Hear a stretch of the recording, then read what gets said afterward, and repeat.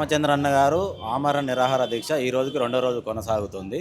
ఇప్పుడు ఇక్కడికి సంబంధించిన బీసీ రాష్ట్ర వ్యాప్తంగా ఉన్న బీసీ సంఘాల వాళ్ళు కావచ్చు, బీసీ నాయకులు కావచ్చు, బీసీ విద్యార్థి సంఘాలు కూడా కావచ్చు, ఆయన నిరాహార దీక్షకు మద్దతు ఎలా ఇస్తున్నారు, ఎంతవరకు కొనసాగించే అవకాశం ఉంటుందని ఇక్కడ అన్న మద్దతు అయితే ఇప్పుడు చాలా వరకు చాలా బాగుంది. ఎందుకంటే మనకు ఆయన కోసం కాదు కదా, ఇది మన ప్రజల కోసం, మన బీసీల కోసం చేస్తున్న పోరాటాన్ని ఖచ్చితంగా బీసీలు అందరూ గుర్తించి ఖచ్చితంగా ఎక్కువ శాతం బలోపేతం చేస్తారని మేము కోరుకుంటున్నాము. అలాగే రాష్ట్రంలో బీసీలు అందరూ కూడా తప్పకుండా బీసీ పార్టీ ఇక్కడ విజయవాడకు వచ్చి మంగళగిరి పార్టీ ఆఫీస్ దగ్గరికి వచ్చి ఖచ్చితంగా ఆయన మద్దతు తెలిపి ఇంకా కూడా ఎక్కువగా ఉద్యమాన్ని ఎదురు చేస్తే రేపు ప్రభుత్వం కూడా ఖచ్చితంగా దిగొస్తుందని మేము కోరుకుంటున్నాము.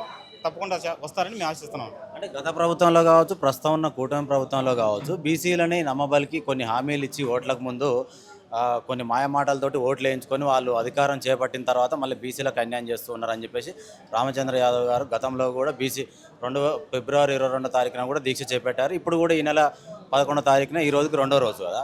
అంటే రైతులకు కావచ్చు, సామాన్య ప్రజలకు కావచ్చు, అమరావతికి సంబంధించిన భూముల విషయంలో కూడా అన్యాయం జరిగింది అంటున్నారు కదా. ఎంతవరకు ఈ కొనసాగించే అవకాశం ఉంటుంది అన్న? ఇది ఇప్పటి వరకు ఖచ్చితంగా అన్యాయం అయితే జరుగుతుంది. ఎందుకంటే సూపర్ 6 అనే మేనిఫెస్టోలో రక్షణ చట్టాన్ని కల్పిస్తామని చెప్పింది వాళ్ళే. గత 83లో ఇండి రామారావు పార్టీ పెట్టేప్పుడు 40% రిజర్వేషన్ కల్పిస్తామని చెప్పింది వాళ్ళే. ఈరోజు అప్పటి నుంచి ఒక బీసీలను ఓటర్లుగానే ఉపయోగించుకుంటూ కష్టపడేది మేము, బీసీలము పలకలు మోసేది మిమ్మల్ని అనే విధంగా వ్యవహరిస్తున్నాం. వాళ్ళను ఖచ్చితంగా బీసీలు ఖండిస్తారు. రాబోయే రోజుల్లో బుద్ధి చెప్పి ఖచ్చితంగా వాళ్ళ కోసాలు కూలబడతారని మేము కోరుకుంటున్నాము. ఖచ్చితంగా ఇప్పుడు ఆయన అడిగిన డిమాండ్లు ఖచ్చితంగా ప్రజలకు ఉపయోగపడేవి.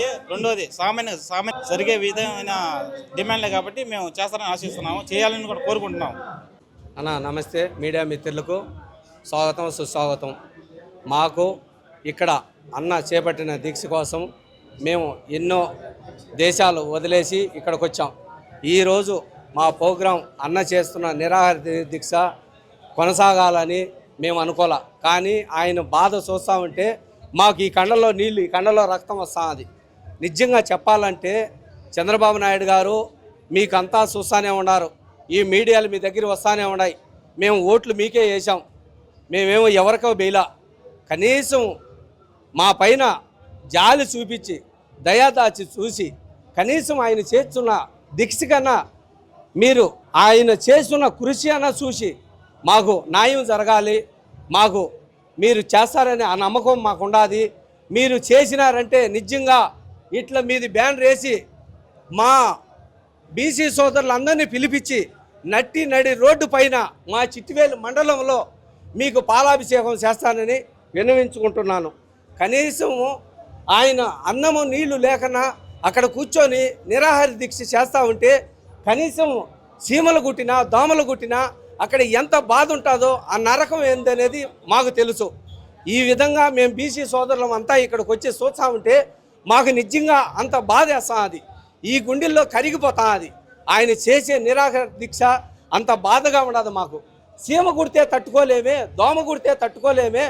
ఆయన నిరాహార దీక్ష నీళ్లు లేకనా, కనీసం అన్నం లేకనా అంత నిరాహార దీక్ష చేస్తా. ఆయనకి ఏదన్నా జరిగితే ఖబర్దార్, మీరు జాగ్రత్త, మేము బీసీ సోదరులం అంతా ఏకమైనాం, దేనికైనా సిద్ధం, మా ప్రాణాలైనా ఇస్తాం, పెట్రోల్ పోసుకొనైనా నట్టి రోడ్డు మీదైనా చచ్చిపోయేదానికైనా మేము సిద్ధంగా ఉన్నామని బీసీ సోదరులు అందరం కూడా విజ్ఞప్తి మీడియా సోదరులకు కూడా విన్నపిస్తున్నాం. ఒక అన్న ఎక్కడి నుంచి వచ్చారో ఒకసారి అడుగుదాము. తనకు హ్యాండిక్యాప్డ్ అనమాట, తను మాట్లాడలేని పరిస్థితి కూడా మనకు కనబడుతూ ఉంది. ఒకసారి అన్న మాటల్లోనే తెలుసుకుందాం ఎక్కడి నుంచి వచ్చారు.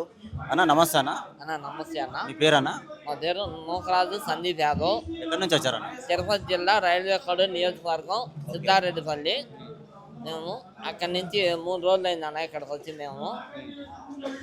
అంటే ఇప్పుడు మీరుగా ఓన్గా వచ్చారా, లేకపోతే వేరే వాళ్ళతో కలిసి మీరు ఇక్కడ వరకు వచ్చారన్నా?